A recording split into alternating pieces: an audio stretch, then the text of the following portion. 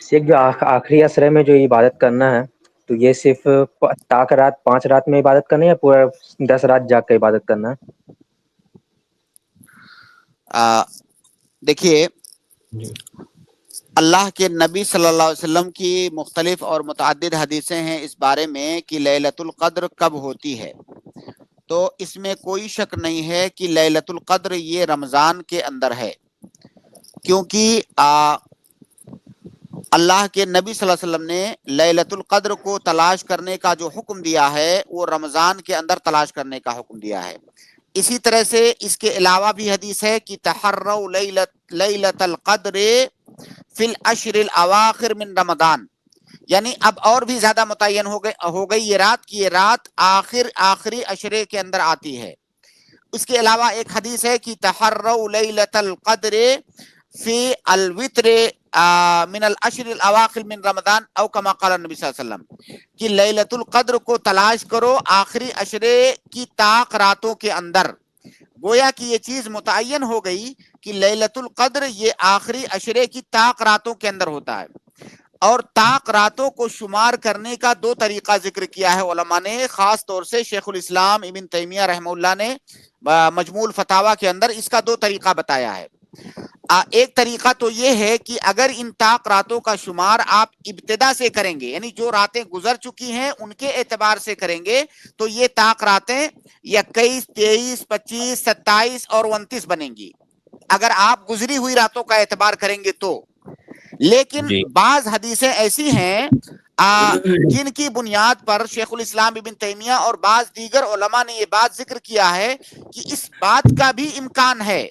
کہ یہ طاق راتوں کا شمار گزری ہوئی راتوں کے اعتبار سے نہیں بلکہ باقی بچی راتیں ہیں ان کے اعتبار سے ہو، کیونکہ ایک حدیث ہے صحیح بخاری کی کہ التمسوها فی العشر الاواخر من رمضان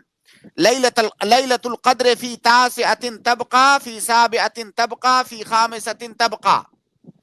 تو اس حدیث سے پتا چلتا ہے کہ جو باقی بچی ہوئی راتیں ہیں ان کے اعتبار کرنے کا بھی احتمال ہے، اور اگر باقی بچی ہوئی راتوں کا اعتبار کریں گے طاق راتوں میں تو یہ راتیں کون سی پڑیں گی؟ اگر مہینہ 30 کا ہے تو 30ویں رات ہوگی، 28ویں رات ہوگی، 26ویں رات ہوگی، 24ویں رات ہوگی، 22ویں رات ہوگی، کیونکہ پیچھے سے شمار کریں گے تو لہٰذا میں عام طور سے اس طرح کے سوال میں میرا مشورہ یا میری نصیحت یہ ہوتی ہے کہ 10 ہی دن کی تو بات ہے، 10 جی دن کی بات ہے۔ شیخ الاسلام ابن القیم رحمہ اللہ کا ایک قول ہے کہ اگر ایسا ہوتا کہ یہ لیلۃ القدر کی رات پورے سال کے اندر ایک رات کے اندر ہوتی تو پورے سال میں جاگتا، پورے سال عبادت کرتا۔ ہمارے پاس تو یہ صرف 10 راتیں ہیں، اگر 10 راتیں کوئی